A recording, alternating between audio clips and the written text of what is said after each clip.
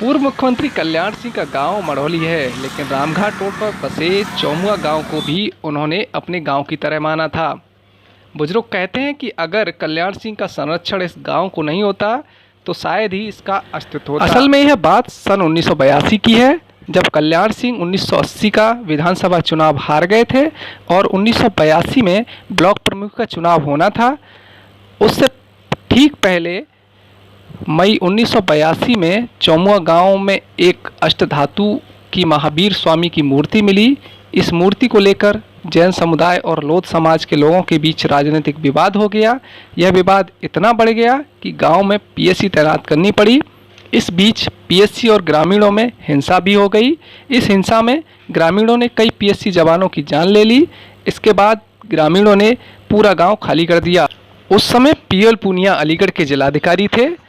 वह 28-29 मई 1982 की तारीख थी, जब रात के 9 बजे पहली बार अदालत ने चौमुआ के कई लोगों को जेल भेजा। इस मामले में कल्याण सिंह ने जो ग्रामीणों को हौसला दिया, उसी की वजह से ही यह गांव दोबारा बस सका।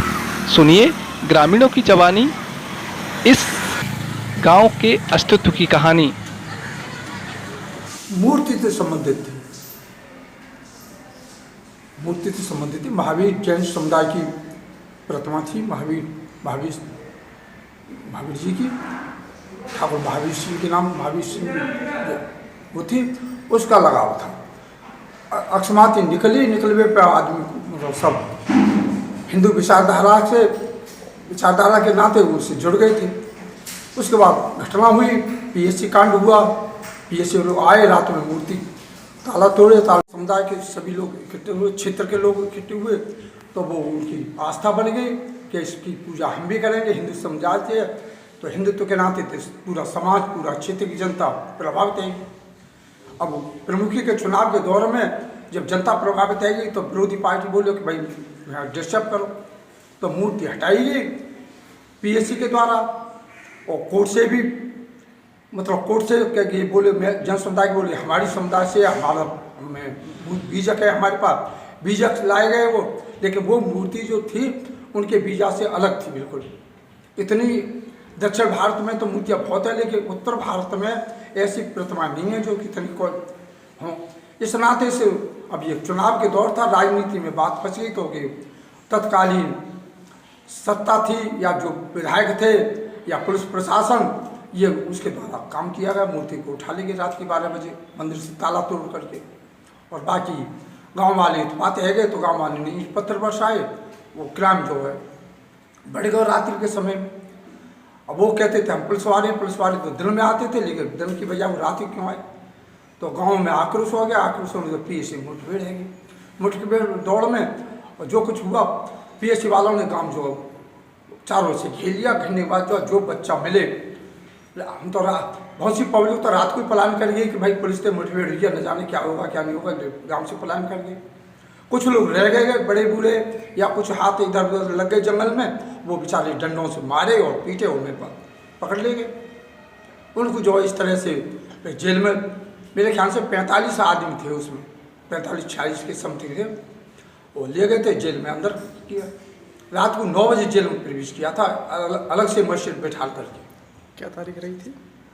ये शायद 31 मई की बात है, 31 मई की रात को 9 बजे तो मस्जिद के द्वारा अंदर जेल में किया। उसके बाद जो जमात होती गई, लोगों की जमात रिश्तेदारियों की, जो गांव की सब पब्लिक की, तो इतने जमात करते कौन, तो रिश्तेदारियों ने मदद की।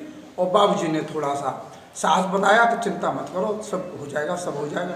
तो बाबूजी का इतना एहसान है कि बाबूजी ने गांव दोबारा से बसा दिया।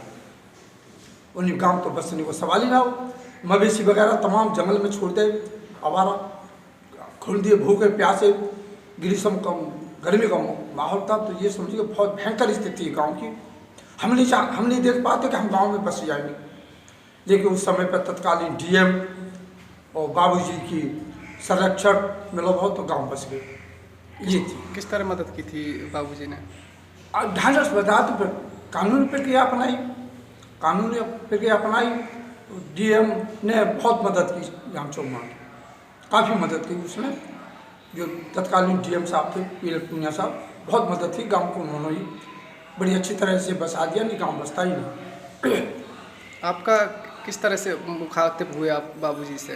बाबूजी से तो लगाव पहले से ही रहा है, चूँकि आरएसएस की संबंधित शाखाएँ लगती थी तो बाबूजी आते थे गांव में शाखा लगाने के लिए, आते थे, जब आते थे जब ही शाखा में जाते थे, मतलब आते जाते थे गीत कबड्डी वगैरह या जैसा खेल है, खो खो खेल है या कोई गेम खेलते थे आरएसएस में, तो इस तरह से उनका लगाव था, विशेष रुचि थी, वो प्रेम मानते और उनके प्रेम की खातिर सब लोगों ने प्यार से। तो बाबूजी यहाँ तक है कि किसी फंक्शन में आए तो दही बूरा की दावत खाते थे, भाई दही बूरा खाएंगे लेकिन फर्श पर खाएंगे। तो इस तरह के उनके विचार थे जनता के प्रति, तो जनता उन्हें प्यार देती थी और प्यार नाते थे और उन्हें आमंत्रित किया जाता था, वो दावत खाते थे सबके बीच में बैठ कर के, नहीं कि दावत तो कुर्सी पर नहीं, फर्श पर खाएंगे, ज़मीन पर खाएंगे, बिछाई डाले खाएंगे, बैठ करके दावत खाएंगे। आपने ही फूल माला दी थी, पहनाई थी? हैं? आपने उनका स्वागत किया था किस तरह से, वो क्या घटना थी?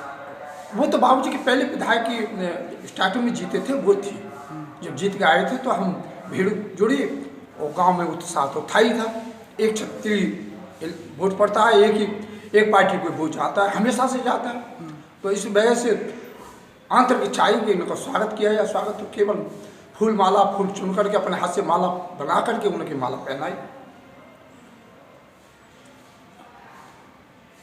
तो इसके बाद देखिए, बाबूजी का काफ़ी एहसान रहा है हमारे गांव में, बाबूजी का बहुत बड़ा योगदान रहा है, उनकी बदौलत है। हमारे बड़े बूढ़े बताते हैं कि जो पहले जो संघर्ष हुआ, पीएसी आई और काफ़ी कठिनाइयों का सामना करना पड़ा, उसमें बाबूजी का बहुत बड़ा योगदान रहा है। पुलिस प्रशासन से लेकर हर तरीके से बाबूजी ने हमारे गांव के लिए अपने बच्चे की तरह पाला है। अपना गांव और हमारा गांव कोई अंतर नहीं समझा उन्होंने। हमारे गांव के जन बच्चे से लेकर बड़े बूढ़े को बहुत प्यार करते थे बाबूजी। अतरौली से अलीगढ़ मीडिया .com के लिए ब्यूरो रिपोर्ट, अलीगढ़।